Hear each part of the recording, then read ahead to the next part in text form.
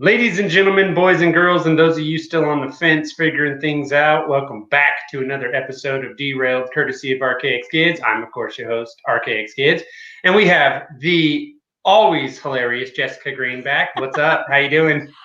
Oh, I feel pressure to be funny now. I'm going to be like terrible and all my jokes will that's why I do brick. it. Thanks for the setup. Yeah, you're welcome.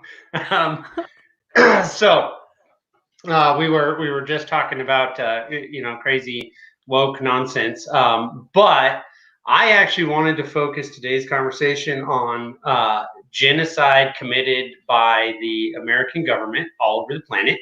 However, before we start there, I want to actually talk about the Butcher of Waco. Your turn.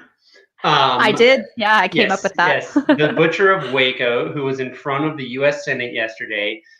This man is a sociopath who blissfully took a photo on the corpses of dead children, and then Snopes ran this nonsensical, just cringe thing yesterday where it was a fact check, right? And they said, well, no, it wasn't him. He said it wasn't him. And I'm like, oh, well, there you go. Oh, well, if Snopes said it, that means it definitely.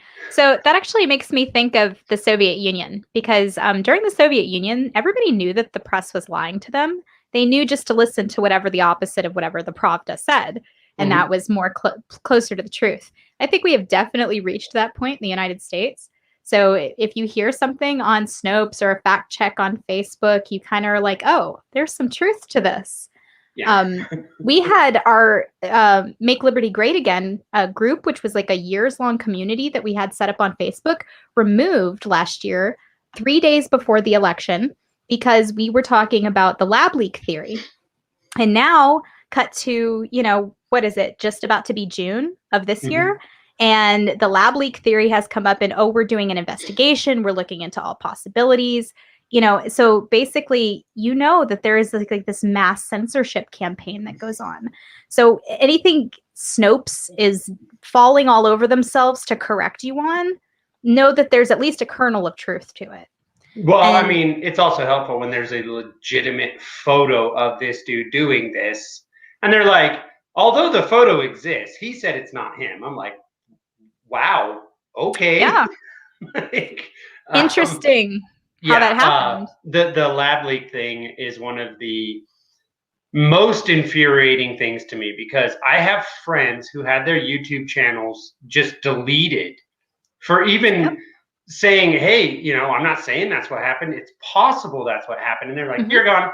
And now you have Dr. Fauci out there going, well, I mean, now that I look at it, and it was like, oh God, that you want to talk about another murderous little sociopath. Like, that's another one. But right now, he's not my biggest fear, because I think he's done the majority of damage he can do. But this other sociopath will burn children alive, take pictures, smile about it, and then go, wasn't me. Well, I noticed that when Ted Cruz had asked him a question, I don't remember the specific question, but he thanked him. He said, thank you for your answer. And also thank you for giving me a Dr. Pepper. It reminded me of my time in Central Texas.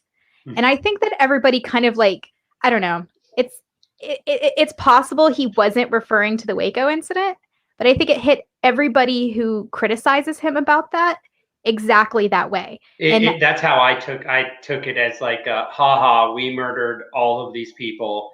And, Dr. Pepper makes me think about it. Right. Like, if I was Dr. Pepper, if I owned Dr. Pepper, I would sue him immediately. But the problem is that they have so effectively turned the narrative about Waco that it's not controversial for him to say something like that. Because if you talk to like the average person about Waco, they're like, oh, well, those religious crazies, they brought it on themselves, didn't they? I mean, there's a perception in that. And although people in liberty circles don't feel this way and have actually taken the time to research the case and will ask questions like, where's the door? We don't represent the largest group. We represent a very, very tiny group. So most people think everybody at Waco just got what they deserved. People don't even know that there were children and women who were trapped in a burning building. I literally saw, first of all, there is a new god of Twitter today. He has become the new god of Twitter. and I retweeted his tweet with fervor, because he said, just to let everyone know, more children died at Waco than died at Sandy Hook. Oh, wow. Yeah. And I was like, oh, I bow to you, sir. Who tweeted that? I don't know. I have I'll send it to you. Please do. I'd like to follow them. I didn't follow him until I saw that tweet, and now I follow him, obviously. But the very first tweet under his was, the parents of the children shot the children before the building was set on fire. And I'm like, what nonsensical place in the what? Like, so they've so effectively changed the narrative about Waco that you would believe that people would murder their own children. And granted, there are cases in history where people have chosen suicide over capture. Absolutely. There was all the way back to the Maccabees. We had that.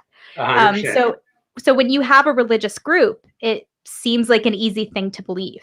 But you see all of the narrative turning, and it's just, if they did this again, you know exactly the steps they would take or the groups that they would target to do this to. They're not going to just, hopefully just roll up into a random neighborhood to do that to somebody. They have to have somebody that can be painted as a, whatever it is that I'm sorry, I lost my train of thought. Pariahs, social pariahs, people who you can easily assume bad things about. That's who they go after. Well, see, and now I guess I would push back on your thought process there, because they would do it in a regular neighborhood right now, and then what would they say? Well, they were a racist. Up to and including, they have bombed and firebombed Black neighborhoods with people who were children and women who were walking out with their hands up. For 5 warrants. They had these guys that they had some warrants, and they wouldn't come out, and they wouldn't come out of the neighborhood. So they fucking bombed the neighborhood. Yep. Yeah, most people don't know about that. So that's when I really get, I know it gets inside of me too. And that's why I get so infuriated when a progressive, or what we call normie friend of mine, says a thing like, we are the government. If we are the government, then you burned a bunch of children at Waco. So maybe don't associate yourself with a bunch of psychopathic murderers. Obviously you're not one. You're my friend, and I know that you wouldn't do that. So don't associate yourself with these people. You are forced to pay taxes under the threat of cage and death. Mm-hmm. That is the only attachment you have to what they did at Waco, at what they did at Ruby Ridge, and what they're doing in Yemen. Let you vote once in a while doesn't mean anything. That doesn't mean anything. Democracy's stupid. It's tyranny. And I mean, all the way down to the point of primaries, for instance, right? Do you really get to choose your leaders? No. Nope. The establishment chooses who you're allowed to choose between, and then maybe once in a while Trump screws with them a little bit, right? And then you saw how they reacted to that. I mean, which was nonsensical, because he was not a fascist by any nature. But my point is you don't have a choice. Democracy's dumb. If voting did anything, they wouldn't let you do it. Yeah, I think that's definitely true. You are given the illusion of having a vote or representative government, but this isn't a democracy. And only when people are using it in an argument do they point out that it's actually, what's the word we use for it? A constitutional republic? Which is representative republic is what they call it. Representative republic. They pick from a bunch of people, and then you can once every 4 years or once every 2 years choose from their assigned people. So you're not actually being represented, because in order to get in on this game in the first place, you have to be willing to go along with whatever it is. I don't like to make, conspiracy theories, although it's not a conspiracy theory. You get to make a choice between whoever, Walmart, Facebook, Twitter, Raytheon, they decide who you get to choose between. Yep. And they always win and you always lose. And that's the way it is. Democracy is absolutely ridiculous. Voting for these people is stupid. It doesn't make any, even if you thought, hey, voting's good. Why? Why is it that 51 people in a room of 100 get to tell the other 49, we're going to take half your shit? How about bite me? And this, you know what I mean? This is why I don't I'm not saying I'm pointing out that we don't have a democracy, but I'm not saying that I want one either, because Right, as you pointed out, we're basically deciding very complicated human problems on a distribution curve by picking what is at the top of the distribution curve. How is that any way to like sort out a problem?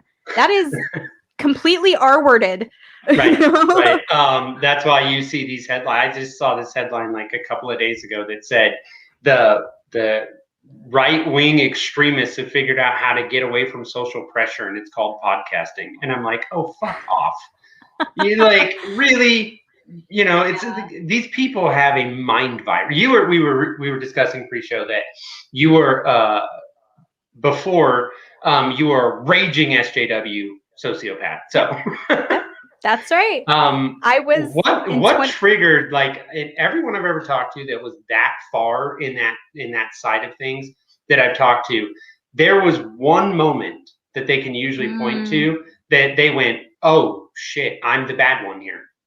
Did you have that moment? I absolutely had that moment. So a lot of people in the libertarian and liberty circles have what they call a Ron Paul moment, where in 2008, Ron Paul made that speech at the Republican convention and just knocked their socks off. I had a Rand Paul moment. So in 2017, Rand Paul's neighbor violently attacked him, put him in the hospital. He had lost part of his lung, broken ribs, all that kind of thing. And I don't support political violence. So even as a, like raging Democrat, leftist SJW, I was like, this must be condemned. We can't laugh and cheer and celebrate this.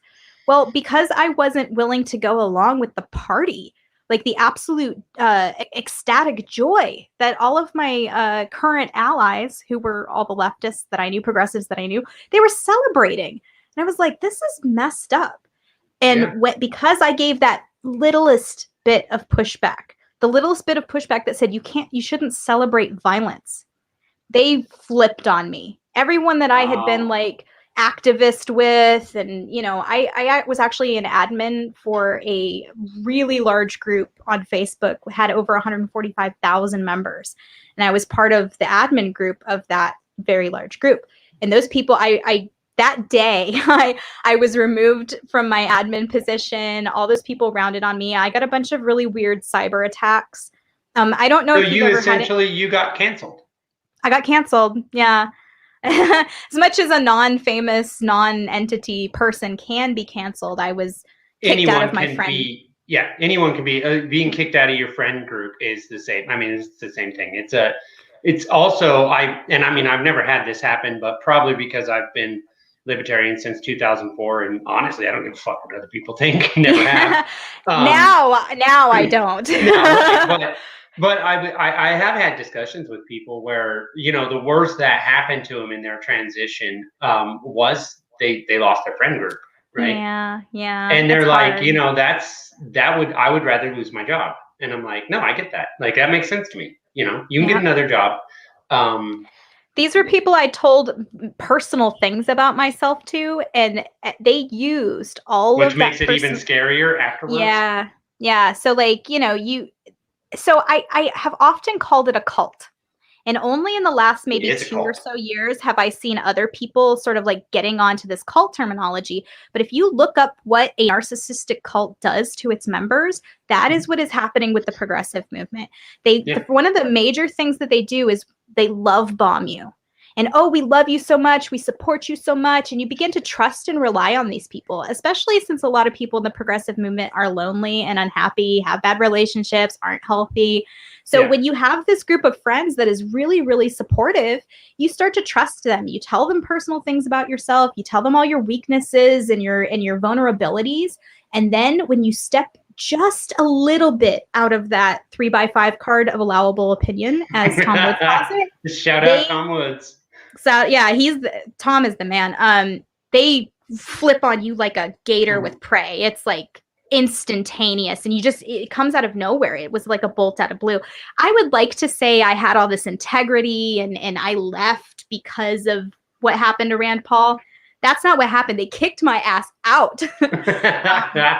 Well, I'm glad you landed where you landed. Yeah. You could have landed over, on the crazy Q people side. That would have sucked.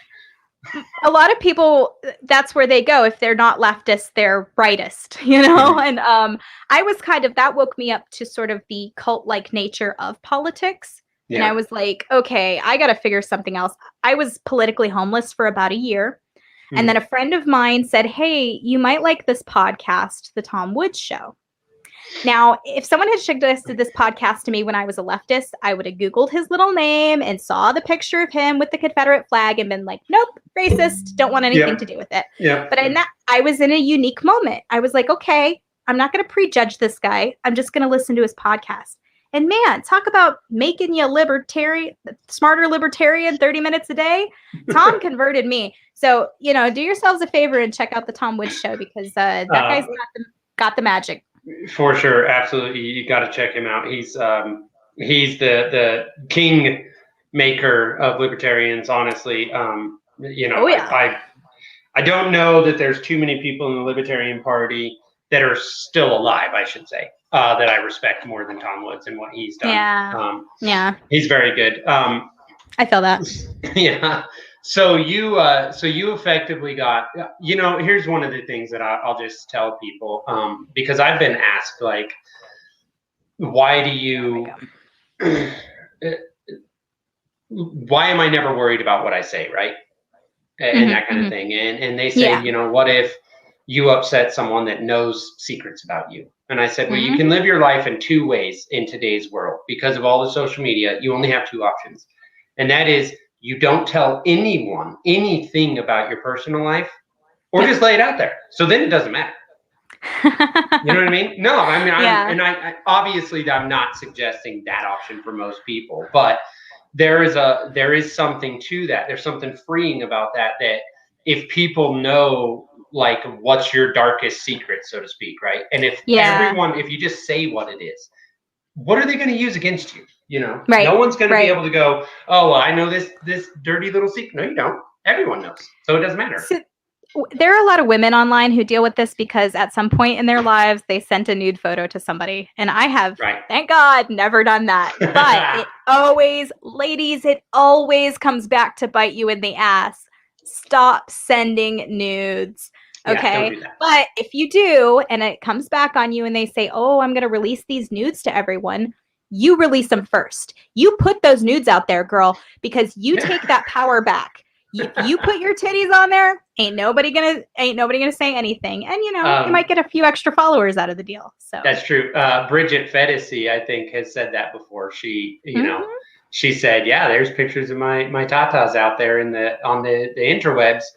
And I believe she was on Rogan's podcast when she said it. And he goes, you know, everyone's like going to try to crash the internet finding those now. And she goes, yeah, but I'd rather them just go looking because I said it, as opposed to they find it and then try to use it to smear me. That's right. David Letterman was cheating on his wife, and somebody threatened to blackmail him about it. So he went on his show that night and was like, I'm cheating on my wife. Someone's trying to blackmail me about it. Do it now. And the wife came out and she was like, I'm married to David Letterman. Like, it's fine. I knew he was cheating. Right. So, yeah, that was a boss move. I mean, that happened when I was a teenager, and I thought, okay, that's what I'm going to do if anybody ever tries to blackmail me. I'll just put it out there first. So, yeah. It is an interesting thing, that situation, because if there's photos like that of women, and I don't know, maybe in today's culture it's different, but guys don't seem to care. Like, if we have, if someone goes, well, I'll release this photo of you, the guy's going to be like, well, whatever, do it. Now that's proud of my heart. That's the way I grew up. You know what I mean? Right. So now, if you've ever been on Twitter, you know, there's a whole bunch of guys that would probably cry, break down, throw a little bitch fit, probably call the FBI. I don't know. But to me, I'm like, whatever. Like, maybe I'll get some new followers, even if they're gay men. I don't care. I mean, it could be anything, though. It doesn't have to be like your tits. It could be you told an off-color joke one time. Like, it used to be that we could laugh at things, and we would laugh at the dark things the most because they were dark. And so if you laugh at them, it somehow is like a way of coping. It's called gallows humor. Now, if you've ever told a joke in the spirit of gallows humor, somebody's going to pull it out and be like, oh, what a sexist, oh, what a racist, oh, what a ist you are. There's and so it's many like ists or isms. Right. Almost to the point, and we were discussing this pre-show, where I hear the word racist, white supremacist, sexist, transphobe, and I think, oh, you mean a totally normal person who isn't hurting anyone? That's what I think. And then so it's a boy cried wolf situation where now if there is a white supremacist, how am I going to know? Because you've called everyone, including me, a white supremacist. So right, so you wouldn't know. So I mean, it's like okay, Heather, I think the person you're talking about is Eric July, by the way. What was it? She says someone I don't know who said it best: monetize your haters, and that's that's Eric July. He loves to say that, and he also does it. He's very good at it. So shout out to him as well. And I think that's a Tom Woods thing too. Like he's also big time. I believe he said monetize your haters a couple of times. So I don't know which one started saying it, but those two are the ones that say, yeah, it doesn't matter. Yeah. As far as that goes, and what led to that conversation was that I had an engagement on Twitter with a extraordinarily racist Black person who was being extraordinarily racist to a mutual friend of ours, Martha Bueno. And you know, I mean, I guess I shouldn't have said anything. I should have, you know, Martha can take care of herself, make no mistake. But it just was so cringe that I was like, what the hell is wrong with you, bro? You know? And then, you know, somehow we're through this discussion that we're having back and forth, this difference of opinion argument, I guess. Then he just goes, well, it doesn't matter, you're white, so you're racist. And I'm like, oh, well, shit, the argument's over now. You know what I mean? Like, I don't even know what to do now, obviously. You know, and that's what they do now is like, well, you're white, so you're not allowed to talk. It's like you literally just called my Cuban friend a white person. So how about bite me, homie? Right? Right.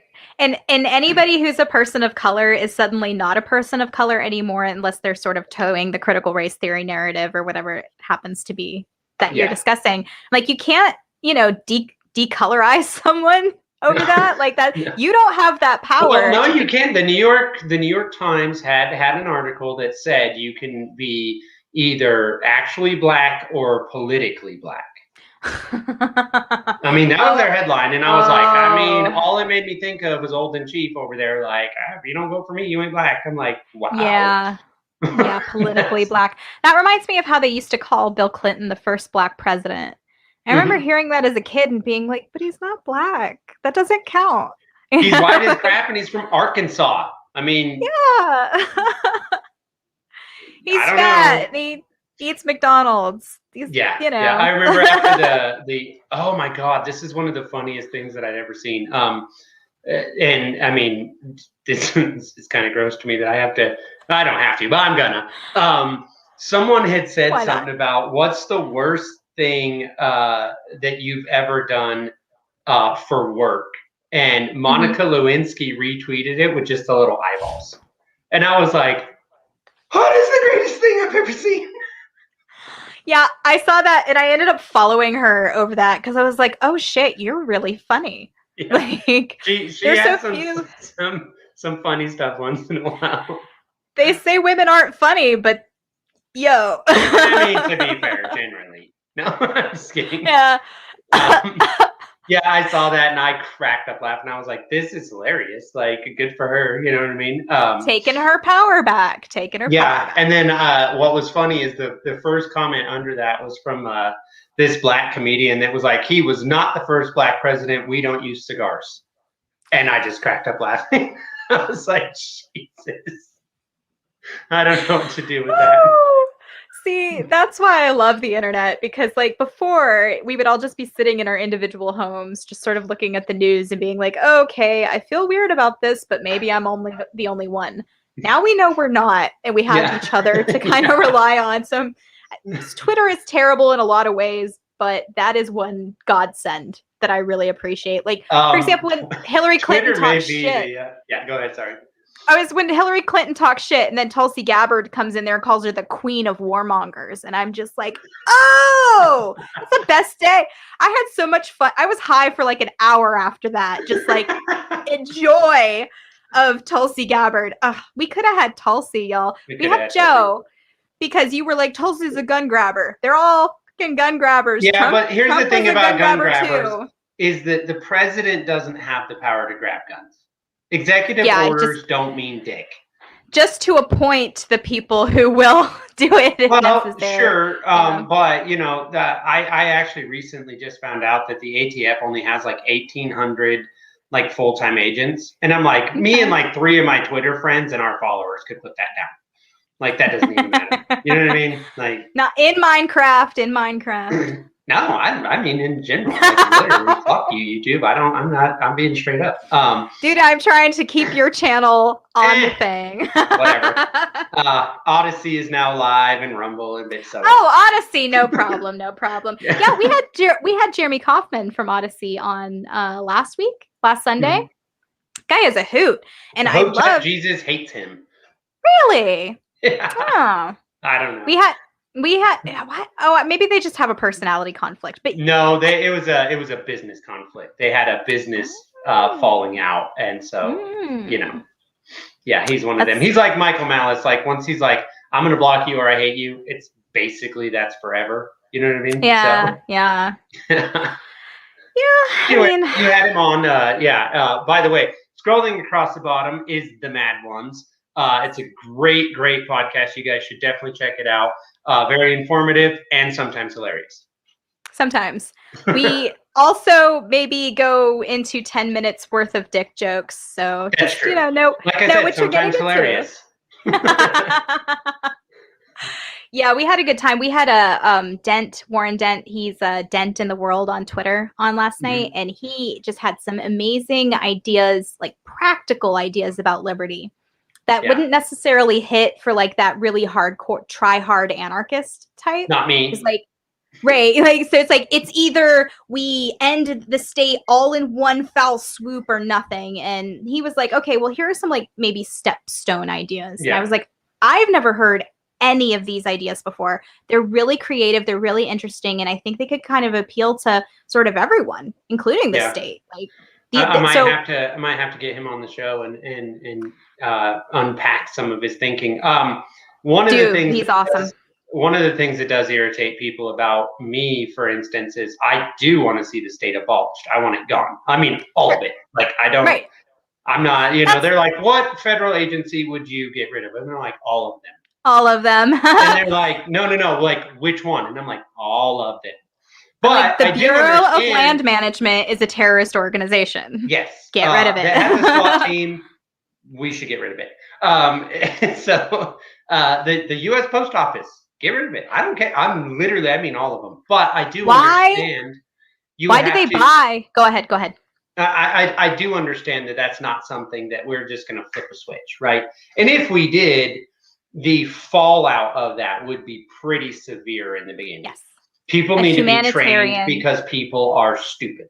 So you have to slowly do these things to where by the time they realize it happened, they don't even care anymore, right? Right. And they're walking around with a mask on their face, wearing their little face diaper because they don't know any different. We've got a big road ahead of us. Yes. And there are a lot of like let's start with people. The ATF. Yeah, so there are like obvious like big threats to human freedom. The Park Service is not at the top of my list at the moment. You know what I'm saying? No. So like, fish and wildlife are like pretty low on the list. Right. So I'm like, okay, we have a bunch of old people, like a very large population of elderly people in this country who have been forced to pay into a system their entire life. And they expect to have that system pay back to them as they were promised. So I'm not turning around and saying, okay, this person is just a R-worded statist because of this. Like they Right, are, no, you can't. old people, children who rely on the system. And if we pull the rug out from underneath them, we're creating a humanitarian disaster.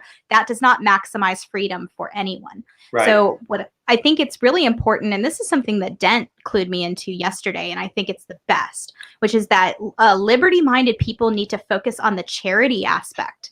Because if we can approach it from we are a charitable organization that, also has these political goals, that's, better, because we're taking care of the problem before we're saying, hey, we're going to rip the rug out from underneath you. We're presenting another rug. You know what I'm saying? Yeah, for sure. One of the things that most people don't actually know is that America is the most giving country. And I don't mean as from the government, I mean people out of their own pockets give something like, I think last year was almost $500 billion in charity.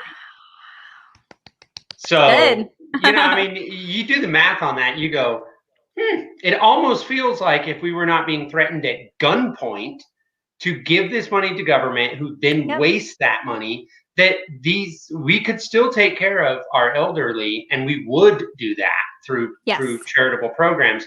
But I also agree with you that it would not be fair to the elderly people that were threatened at gunpoint, give us or else, and here's what you get in return, which, by the way, they're never getting back what they put in. That's never going to happen, right? It's a Ponzi scheme. Yeah, but to just take that's that going to come to a head. To just take that away from them would be absolutely, first of all, evil. That would be evil to do that.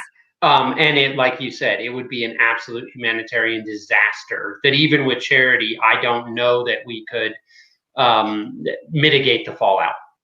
We need to have other alternative markets in place before we can convince people that they can use alternative markets. And so that's what I think is so great about people like Jeremy Kauffman creating Odyssey, is he's actively doing the work of creating an alternative market, creating the alternative to YouTube. Right. He's also part of the Free State Project, which, people have their opinions about the Keeney Acts and all that kind of thing, but there are active efforts to disentangle from the state. And I think that's so much more valuable than political action.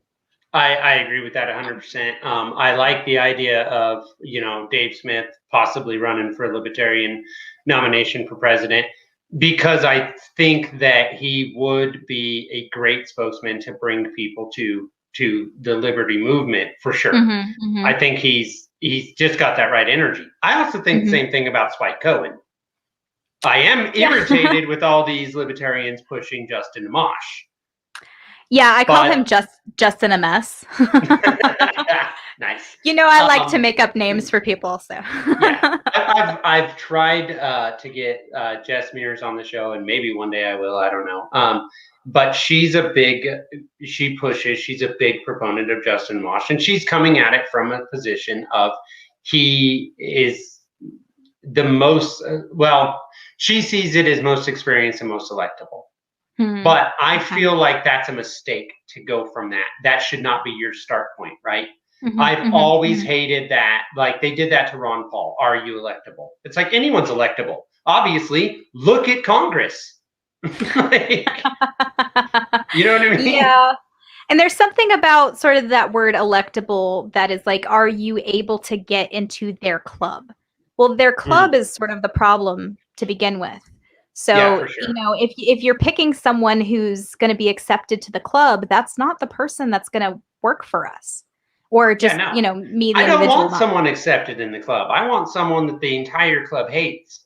Yeah. That's that's your option, because that's your best possible situation. And that's the man or woman, or the one figuring it out, whatever, right? They're the ones that are going to go, well, I don't care what you think. Like, the people want this thing to happen. That's what's going to happen. So that would be like, anyone that watches this, you want to prove democracy is viable, then elect Dave Smith, or elect Spike Cohen, or make Jessica run and elect her. Like, then prove it to me, that people that have a spine, right, will go, yeah, no, I'm not doing this. And whatever they said, that's what we're going to do. Even if I think, or in the event that maybe if what the people are saying, like, well, we want to do this thing. Well, if that's crazy and it's going to harm people, then that same person would explain to the people, like, I understand your frustration, but if we do this, this is the damage that it's going to cause. So how about we figure this thing out a little bit more? What are your thoughts on that? So it's like, I think that there needs to be an idea of coalition building more than convincing everyone to be all on the same team. Because there are just so many different, and this is something that libertarians or liberty-minded people acknowledge all the time, that you can't expect all these different people to come together as one country. We're just different cultures. It's not going to work. It's never going to happen. That's also true in the liberty sphere, because we have so many different types. We have the paleos, and we have, the left libertarians, like it or not, they're libertarians too, guys. I know. And so, we were talking about on the Mad Ones last night, Ron DeSantis. Ron DeSantis has been like amazing on lockdowns and guns, but he might, and I'm just kind of pulling this out of nowhere. He's not as good on guns as he could. Okay. So, but he's got good takes, and he's maximalizing freedom in Florida as compared to, say, Gretchen Whitmer of Michigan, yes, right? Yes. So we can coalition with someone like DeSantis and say, he might have a complete garbage opinion on something like Israel. I'm just pulling this out of my ass, by the way. I don't know his position on Israel. He has a complete garbage opinion on Israel. Okay, good. So this will work for my example. So he has a complete garbage opinion on Israel, but the governor of Florida affects the situation in Israel very, very little. What he does none. But what he does affect is, the authoritarian lockdowns and the vaccine passports and all of that stuff he's good on. So yes. I will ally myself with him, absolutely, despite the fact that his opinion on Israel would probably make me spit on the floor and kick a hole in the wall. You have to sort of parse your attention. Yeah, I think it was the Libertarian Party of Colorado tweeted something, and I didn't. I don't fully 100% agree with the tweet, but I did retweet it, and I said, listen to everyone as long as it leads to freedom and liberty, right? Bingo. And my own followers, attacked me, and I'm like, whatever, dude, fight me. Look, I do think I agree with you. First of all, for everyone out there that's like, oh, Rand Paul's this great libertarian senator. No, he's not. He's a Republican through and through. Just let that be what it is. But that's fine. He's good on a lot of stuff, and I'll back him. Ted Cruz once in a while accidentally does something that's good, and I'll say he did it. So does AOC. Yep. So does Ilhan Omar. So do all of these people accidentally say something great sometimes. Right. So then you go, hey, that's a great take. You should have more takes like that. But and then you have all these other people that are like, well, Tulsi Gabbard should join the Libertarian Party. And I'm like, why? She's not a libertarian. But at the same time, I don't want people that don't that they maybe agree on one thing, right? Joining, So this is going to be. It's going to sound exclusionary. Fuck it. It's meant to be. If you're not libertarian, if your number one goal is not to get more freedom for everyone, you are not a libertarian. Now.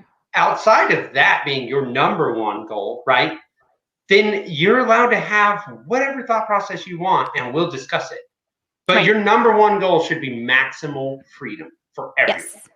And so, there's Tulsi, right? So she's a gun grabber. She wants Medicare for all. Not going to argue that that's not the case. Those are her positions. She's also anti-war. She's an anti-war Democrat. You better hugely anti-war. Yeah, you better believe I would coalition with somebody like her. If the deal was, if you gave me a deal that was, we end all of the foreign entanglements, we end the wars in the Middle East, but we do Medicare for all, I might consider that kind of a deal. I feel like that's something that I'd be willing to definitely at least negotiate. Right. So we get to stop murdering people all over the planet.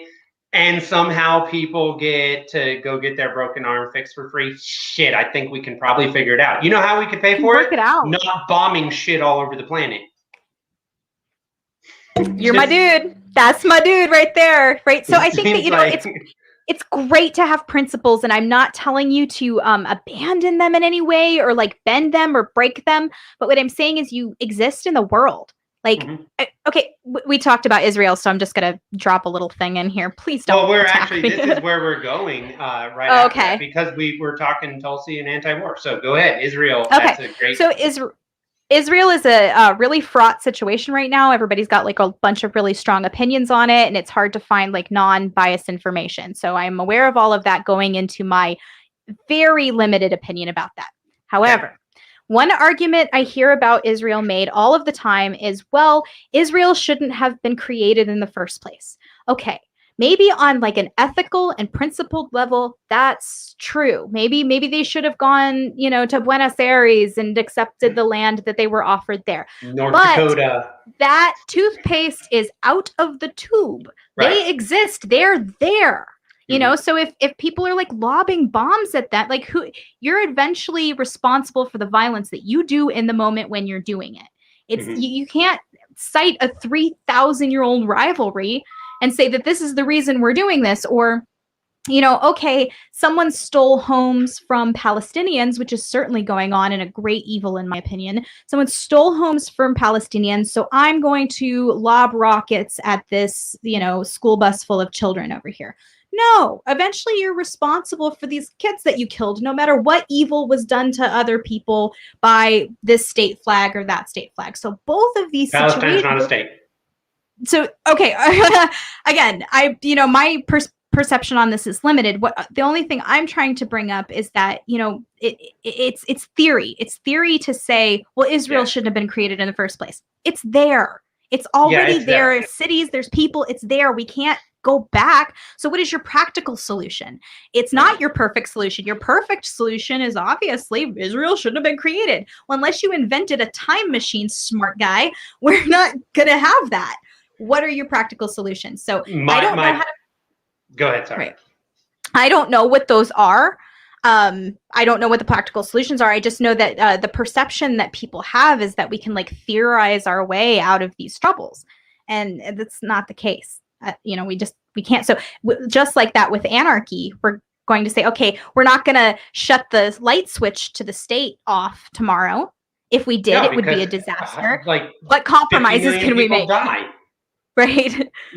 So let's talk about compromises, guys. Practical solution when it comes to Israel, and I'm pretty knowledgeable on the situation in Israel and Palestine. But if you guys want, if any of you are interested, watch my episode last night with the hairy-chested libertarian. He actually lived in Palestine and Israel. He lived there, and so he saw it from both ends. He's got really good takes on it. Very smart guy. Now, obviously, the majority of this argument is religious that's going on over there, right? Religion has killed more people than maybe the U.S. government's killed more, but other than that, religion. It seems like it's okay. Religion is in there because it's tribal in the sense that there's them and us. The 3,000-year history that people bring up, it's a religious argument. But here's the practical solution. The Geneva Convention, when I believe it was Article 4, when they made Israel a state, and they said, this is for you to live here, you Jewish people, right? I actually don't have an issue. And I'm with you. Even if you do have an issue, you can't undo it. It's done, right? So, and it's been done for 60 fucking years. Like, it's done. But here's the thing that you could do. Let Palestine become a state, because in that same thing, it's like, well, you can't be a state. Well, let them. And then they, then when you have this argument, well, Palestine's launched rockets at Israel. No, they didn't. Palestine's not a people. That's not true. That's not what happened. Hamas or Hezbollah launched rockets at Israel, and they're using civilians as meat shields, but also Israel does the same fucking thing. They're both doing it to each other with some claim that goes so far back that you're like, okay, but when does it Palestine, stop? you know what the Palestinian people don't have? An Iron Dome, right? Yeah. that's paid for with American tax dollars and French tax dollars and British tax dollars. No, they don't have that. Israel gets that. Israel is my issue. The only major issue that I have is that my money is being robbed out of my pocket to protect Israel while they murder children in Palestine, and I have a fucking problem with that. So my solution is stop funding both sides and let them figure it out. No, I mean, yeah. But again, we've run into we're not going to be able to stop the government from doing that. That's not, like within our purview. Unfortunately, we can't, because we need someone with a fucking spine that doesn't just automatically go, whatever. Like, because look, you either you get Obama, right? Who's like, well, I mean, Israel's the bad guy. Or you get Trump. That's, no, Israel's the good guy. That's what you get. Through your quote unquote representative republic. That's what you get. We need the Ron Paul that goes, it's none of our fucking business. Well, I think regardless of whether you have Obama saying one thing or Trump saying another, the state itself exists longer than any single president, and they want that as a foothold in the region. And I think that's why it gets right. So, that has more to do with us wanting to like advance NATO across the globe. And I mean, you look at if you look at a map. I want to get rid of NATO, but okay. But no, I'm not saying you. I'm saying like the goal of the state is to advance the line of NATO across the globe. Yeah, the United Nations and NATO, all of it. They want to expand. They want government, global, one world government. That's a fact. They've said it now. And I've heard somebody say, okay, we're in this war in Afghanistan for no reason. And I said, have you ever looked at a map of Afghanistan? Look at what the most absolutely western tip of that, or I'm sorry, eastern, I'm going the other way. Look at the most eastern tip of Afghanistan touches China. Yeah. That's not a mistake. That's not, we're there for we're not there to make sure that women can vote and don't have to wear niqab. That's not why we're there. No, we made a peace deal that the Taliban can decide that. Right. So like the rights of women are like so unimportant to us, because if they were, we would be bombing several other countries that we have no problem with. They play ball with the UN. We would be bombing China. Right. So I think that's eventually the goal. God, I fucking hope not. China, like I pray that someone in the murderer cult goes, guys, this is a terrible idea. Let's not do this. Right. So yeah, you hear the language all across like Fox Business and CNN. It does not matter which corporate media entity it's coming from. It's not a side on this. Talking heads on both sides of the aisle refer to China as an adversary, as an enemy. They do the same thing with Russia, although they're like, China is our biggest trade partner on the globe right now. And by leaps and bounds. We support each other in that way. Like China wouldn't exist without us, and we wouldn't exist without them. Like the manufacturing. we both exist. We just wouldn't be what we are. We wouldn't be what we are. That's definitely true. We'd be much poorer on both sides. Would be much poorer. Yes. So neither, wants that ended. But at the same time, there's a global dominance here. Who controls the lion's share of, for example, where Saudi Arabia sends its oil? That is a major point of contention. China cannot get all of the oil it needs because of the U.S. because of embargoes and monetary currency, and so much so that China went and created their own monetary system. If that is not like sort of an open declaration of Cold War, I don't know what is. But so I'm actually really, really okay with China doing that. I think that's actually great, because anytime there's competition, that makes everyone better off. So China realizing like the petrodollar and using the US dollar is not working for us anymore. We have to make some changes. So we're going to start trying to make our currency like another, like you guys can use our shit, right? I think that's a good thing. And the problem is, here's where it goes crazy, is that that might lead to war, right? Yeah, it will. I believe in my heart that it will. You got two massive superpowers vying for dominance, And why has America murdered tens of millions of people all over the world? It's always been over the dollar. It's always about oil. When they say, well, we went to war with Iraq for oil, and everyone's like, that's not why. It's because he was a terrible person. No, it was 100% over oil. They don't care who runs a country. What happened to Gaddafi, right? What happened to Gaddafi? I was just about to mention him. We're going to now back our dollars with gold, and we're going to drop the petrodollar. And then what's Hillary Clinton say? We came, we laughed, he died. Yep. It's always about oil, and it's always about the dollar. Always. It's about forcing people across the globe to use our currency, because if our currency wasn't in use globally, it would all be shipped out to the United States, back to the United States, and the value of our dollar would plummet, and all of this prosperity that we're enjoying would dry up like that. And China, that needs to happen. I agree. However, I also think that they will start a war with China before they let it happen. Yes, because China is fucking terrifying. It is terrifying, and get ready, guys. But China is moving themselves into a position to be stronger economically than we are for a bunch of reasons, including I feel their like culture. They already are, honestly. They are. In a lot of ways they are, including the fact that they are not like feminizing their culture, and pussification of their culture is not something that they celebrate. They're literally doing the opposite. They're literally doing the opposite. Right. They are giving their soldiers testosterone. They're literally giving their soldiers steroids. Well, and they're building up their testosterone levels. They are doing the 100% opposite. So they're over there juicing their soldiers, and we're over here talking about how we're all woke and inclusive, and I'm allowed to have 2 gay moms in the army, and blah, blah.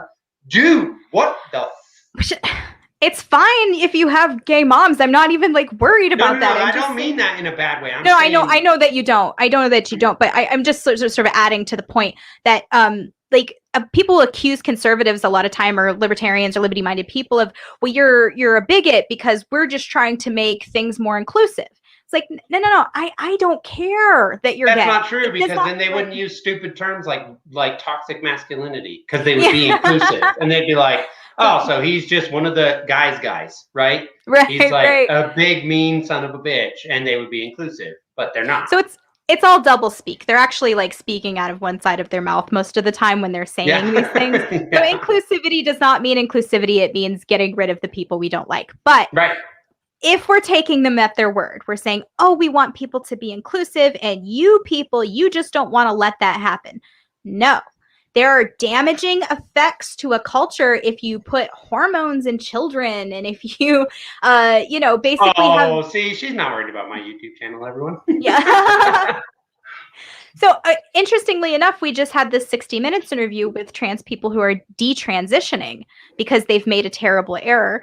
This affects young girls, most especially, and it's something we're not even allowed to talk about, because it's, anti-trans to say that, girls... Who was the woman that they took her book down off Amazon? And it was like #1 at the time. And they were just like, oh, we're going to get rid of it because it's bigoted. She's I can't remember. She's Asian, though. I only mentioned that because it was her name. I thought it would re-inspire her name to come back to me. Anyway, but that's where she talks about this is like affecting young women more than anyone, right? And it's like I saw her on Rogan's podcast, and she specifically stated it's the anorexia of our time. Oh God, she's so right about that too. And because all of this feminism is anti-female, it attacks women. It takes what is feminine and makes it into some kind of evil. And so that now, so unless you are, as a woman, in some way competing with a man, trying to be better at what men do, and men are pushed to be more female, right down to the way that we educate our children, which completely ignores the way that boys learn and completely focuses only and solely on the way that young girls learn. And so the learning curve as far as reading level for boys has plummeted through the floor. And Yes. I hate to tell you guys, but it's boys that go into engineering. It's boys that go into, all of the scientific fields that we need to run our society are What they quote populated unquote by men. STEM, quote unquote STEM. STEM, yes. That's because And guys like to build things. And yes, and you know what? We are shooting ourselves in the foot as far as our economic future goes, because you know who's not doing that is fucking China. China, for all of their faults, is making sure that they are economically viable in the next century. And we Yes. are absolutely gutting ourselves by making school systems teach girls instead of boys. 100%. Cancel me for that. Nah, girl. I mean, good luck. Sorry, I'm getting all like. No, it's fine. Because I 100% agree with you, and it is problematic. So everyone, here's the thing, like with the MAGA rally or MAGA movement or whatever. Which, first of all, I actually appreciate the fact that a bunch of these people realized, hey, you're being fucked with, right? Welcome to the club, guys. Yeah, you should get out there. Now, on the upside is that we are in a situation now where I've actually pulled several MAGA people into the Libertarian Party because I'm like, it's not what you think it is. Now it's better. They're better, right? Than a lot of them. Like, people get pissed about Marjorie Taylor Greene. First of all, I think she's hilarious. She's so nutty. State. She is so nutty. It's hilarious. But also, look, I got mad respect for her. You want to know why? She's a fucking fighter.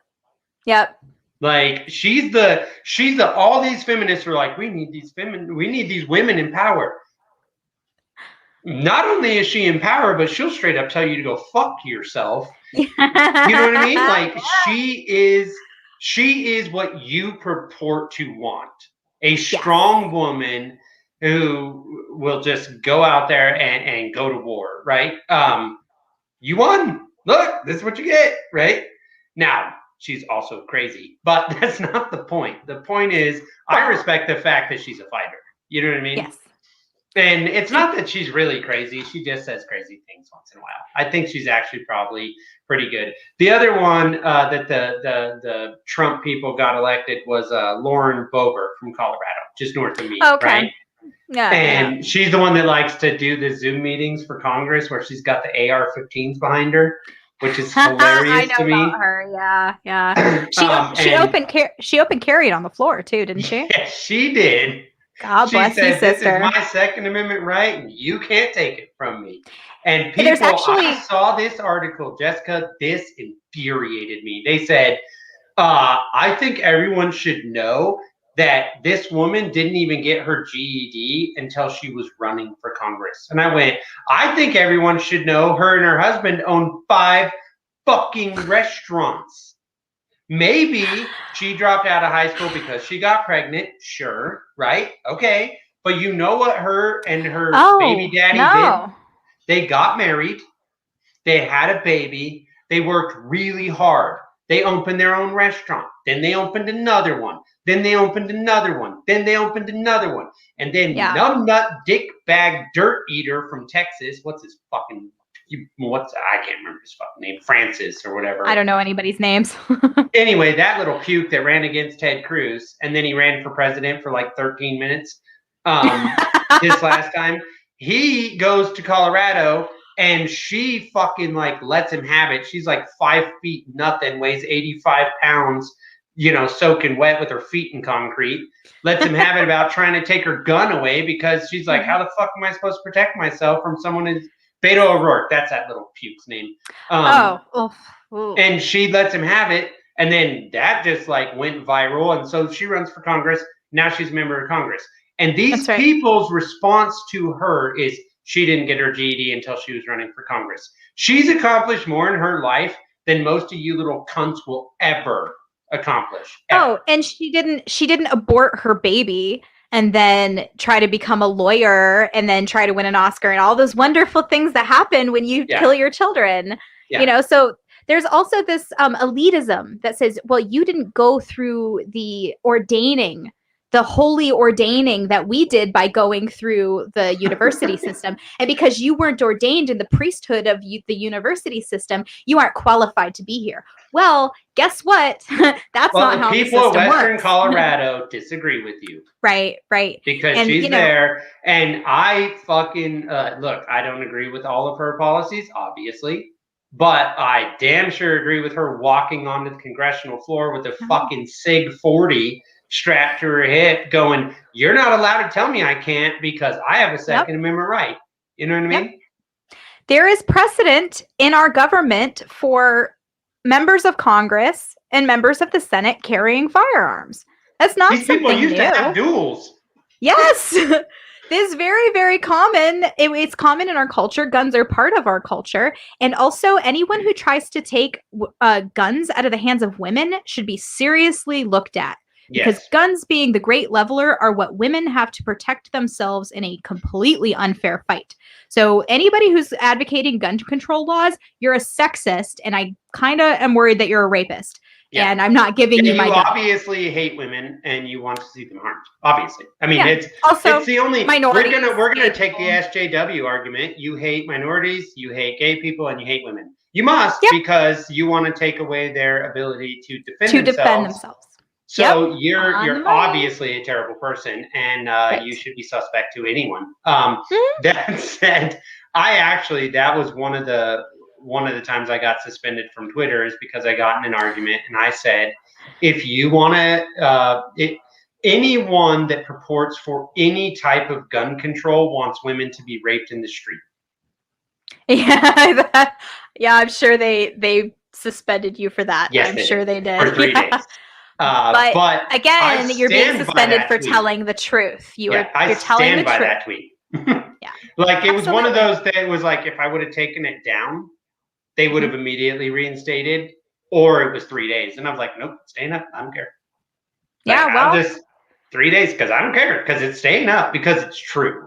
And so, like I saw something today. Oh my God, this fucking infuriated me. This moron goes, now that schools are opening up, and this is some psycho running for Congress. They all are. Well, that's true. But he goes, now that schools are opening up and school shootings are obviously going to rise again, how many dead children do we need before we get proper gun legislation? Is it 1? Is it 10? Is it 100? Is it 1,000? Wow. What a psychopath. Oh my God. Oh my God. So my response, well, I quote tweeted it, obviously, to get the libertarians to see it. So I quote tweeted it and said, wow, this person's a psycho as well, because I've been really going after the guy that they want to run the ATF. You know, that's been a lot of my tweeting is just that he is a sociopath that like fuck. But then I also just commented on his tweet and said, I don't understand why politicians think that by passing a law, they've somehow fixed anything when they have no data points. Politicians love to get in front of something that's already active too. Like if other people are actually solving a problem, they'll like jump in front of it at the last minute and be like, oh, we passed a resolution that did this. Yeah. No, you didn't. No, you didn't. And you know, if you tried to ban every gun in this country, which you never could do because good luck finding them all. Well, there are more that's what Numbnuts wants to do. He does, but I would like to remind the butcher of Waco, Texas, that there are more unregistered guns in this country than there are registered guns. And there's 500 million registered guns. Right. They print them now, and they have been printing them, and the more you talk about banning them, the more they print them. So, you know, and for you to do a hardcore level confiscation at that point, you would be starting a war. You'd be starting a war. Is that an eventuality that you're ready to massacre half of this country, if not more? Because they're, you know. But you're thinking that half gets massacred. I don't know that that's how it ends, right? Like this is one of the arguments that I've seen, especially from the left. The left will argue that you don't need a weapon of war, right? In their response to AR-15s, which from a guy who has been to multiple war zones around the planet. These people, by just saying that, I know not to take them serious because they don't know what the fuck they're talking about, right? Mm-hmm, mm-hmm. First of all, every weapon is either defensive or offensive. There is no in between at all, right? So there is no such thing as a weapon of war any more than there is. No, it's not a weapon of war. They're all what they are. They're tools used in the moment for a purpose, and it doesn't matter what kind of weapon it is. It doesn't matter what kind of. It's just a tool, right? So it doesn't matter. But when they say shit like that, it fucking infuriates me because I'm like, they're talking about AR-15s. No one in the U.S. military carries an AR-15. Right, because it's a civilian weapon, right? Right. It's not like it's a single shot fucking firearm. It's not. There's no weapon of war. I hate when they say that, and it makes me crazy because I'm like, you're lying. Either you're lying because you're ignorant or you're lying out of malice. Either way. No, I think they're lying out of malice. Probably. Or at least I think on some level that people do think that if they take the guns away, there won't be shootings. That's not going to happen. They don't understand how many guns are actually out there. Like the toothpaste is out of the tube. There's just no way. And if you tried to take all of the AR-15s away from people, you'd have to have a bloodletting that would just, it would make them. It would cause a civil war. It would cause a civil war. Yeah. And that's what I've been saying to the people who are saying we're going to take your guns. Like, okay, are you ready to start a war? Because what you have here is a declaration of war. Well, I'm gonna actually say something that's probably gonna upset some of my following. I'm okay with that. 65% of people would just give them up because the majority of people globally, I'm not just saying America, but globally, are cowards, and they're like, oh, whatever, okay. So that's also the reason I hate that term. Law-abiding citizens should be able to own guns. I'm like, where does that say that in the Constitution? What's it say in the Constitution? U.S. citizen. Doesn't say shit about anything else, right? So blow me when it comes to that. But I do believe 60 to 65% of people would give them up. The problem is the other 35% is not a small number. We are talking 10 million plus people that would go, make me. And are you going to make them? Yeah. Because you're not doing that with the FBI and ATF. You're doing that with the U.S. military. It's the only way. And so you are going to, like you said, you're going to have a bloodletting that, is it worth it? Honestly, is it worth it? Yeah. So, I mean, I think that one of the hedges that this country has, aside from being surrounded by two oceans against invasion from foreign powers, is that we have this armed population. An armed society is a polite society. There are all kinds of reasons that our firearms protect us. And to give them up is to give up our very right to ourselves. Yeah. Because they disarm a population before they start doing some really shady shit to you. Look at, and I know not always, but generally. Well, I bring up Hitler as my example. He disarmed his population before he ever started enacting any of the things that he was able to do. And, people would have fought. You look at the Russian Revolution, for example, people think that there was just this communist takeover because people wanted communism. There was a bloody war. A bloody war. People fought very hard against the Bolsheviks. They fought very, very hard. And they're just sort of forgotten to history. But, take that as your lesson. But 10 million people died. It wasn't that all of a sudden the Bolsheviks took over. Right. 10 million people died because there was a battle for power. Yep. And so... And they died to prevent the Holodomor. The Holodomor that came afterward is what those very people with those guns who were considered provincial farmers, Luddites, country conservatives, all of the things that sort of conservatives are labeled with now are the things that the White Army was labeled with then. Yeah. Those are the people fighting for freedom. They wanted to prevent things like the Holodomor. So just, I really hate when people make this boating joke about, well, if they come for my guns, I lost them in a boating accident. Okay, that's funny and everything. But you didn't understand what you're doing. Yeah, understand that there is a line. Sorry, go ahead. No, I was just gonna back you up on that. Understand that I didn't lose him in a boating accident. Come get him. I'm gonna make you pay for them, one bullet at a time. Right. Yeah, and that's not a threat. Brutal. I'm not threatening to the state official who would be like, that's violence. That's not a threat. You're threatening me. I have my property that you want to come take. Well, it's very simple. You don't want violence. Don't bring any. Right? Don't start none, won't be none. Exactly. Yeah. But that's one of the things of history too that people will it doesn't matter what historical event you bring up, they go, wow, it's not the same thing. Okay, but it wasn't the same thing then either, dummy, right? So the Bolshevik happens, right? That was not like, oh, all of a sudden there's this riot. No. Like 10 million people died in a bloody conflict over that entire situation. And you know what one of the number one things coming out of Russia during the rise of Hitler was? Someone needs to stop that psycho. Yeah. And why? Because they knew what was coming. Absurdity. Right? The absurdity of it is insane. But it was the Russian premiers and governance that was going, oh shit, we have a problem here. Right? Because they knew how they did it. And they saw him doing it. And they're like, uh-oh. Like, eventually he's going to try to take Russia or whatever. They understood it, right? So it's when people say, well, don't compare this thing to that thing. Why? Historically, it works.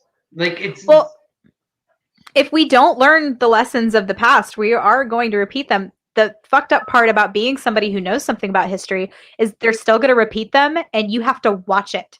And now, like, I watching all of these things that mirror the French Revolution, that mirror the Maoist regime, that mirror the Bolsheviks. I'm watching it happen, and there's nothing I can do about it because no one listens to me.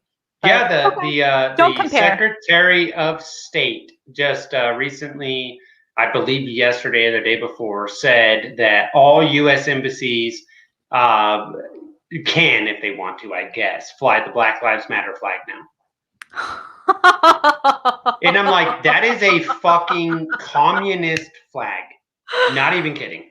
Woo! Yeah. So, I didn't know that. That's very interesting. I'm gonna have to remunerate. Yeah, well, enjoy that. Before I comment. Yeah. We will definitely have to do this again. We are a little bit over an hour. It's so easy to just talk to you for an hour. It's like, it's no problem. My favorite guests are always the ones that you're like, you look at the clock, you go, oops. No, I have a really good time talking to you too. All right. So any final thoughts? Prior to that, I'm going to just say in the description below, you will find her Twitter, because I can never say it correctly. Because Soup Can Archist. Soup Can Archist. Apparently it's a dick joke or something. Yes. And then I also like soup. Yes, that's true. And then also her podcast, you can find that on YouTube. That's the one scrolling. Plus, it's in the description below. The Mad Ones. It's hilarious. Sometimes they make a lot of dick jokes, which is funny. Other times it's extremely serious. So it just kind of depends on your mood. What else you got going on? Let people know how to get a hold of you or other platforms that you're on. So just to inspire you guys to become new subscribers of the Mad Ones, we are doing a t-shirt contest right now. We're giving away 5 t-shirts for free, and all you have to do is subscribe to our channel. So if you subscribe to our channel, just take a little screenshot, send it to me on Twitter. You can comment it to me. You can send it to my DM, whatever you want to do. That's your ticket. That's your raffle ticket. And then a week from now, or whenever next Wednesday is, we're going to announce the winners. And then 5 free people, you get either a t-shirt or a tank, your choice. I prefer the tanks. If you're a lady, they flatter. Weird. Just to let you know. But the t-shirts are nice too. And so all you have to do, it's almost no effort at all to enter this contest. All you have to do is subscribe to our channel. And also, we're on Odyssey and we're on Rockfin. So if you subscribe to Odyssey and you subscribe to Rockfin, take a screenshot of that and you get 2 more tickets. So it's like a raffle. You can get a lot of chances to win. Rockfin has a free subscription, But if you do the paid subscription, you get access to all of our exclusive content, our red pills, all of the episodes that got taken off of YouTube. And not only for us, but like for Monica Perez, for Mike Cernovich, for Jimmy Dore is on there. He has episodes removed all the time. They're all on Rockfin. So it is actually worth the subscription. If you get a Rockfin subscription because of me today, you get 3 more tickets. So that's 6 chances to win. It's like a raffle. You got to be in it to win it. And all you got to do is take some screenshots. So right on. You guys definitely should. And on Rockfin, you know, if you can't afford it, you know, hit it up. It's you know, you don't just get Jessica and her friends. You get everybody. So get everybody. It's totally worth it. So, but there's there's a free subscription to Rockfin too, and that will get you 1 ticket. So if you just go and follow the mad ones on Rockfin, you just screen it. Sure, but I mean, if you want to win the free turkey, or I guess you could just buy the damn T-shirt. Yeah, they're not super expensive. Our merch shop is, if you go to our YouTube channel, it's all in our description stuff, and there's like hoodies and bags, and we're trying to get coffee cups because we have a coffee sponsor. So yeah. I only have a beef sponsor, but I like beef too. Beef and coffee. That's all you need. Clips. She likes beef. It will not have been the only dick joke I've told on the internet, so feel free to clip it. That's true. All right, everyone. Peace.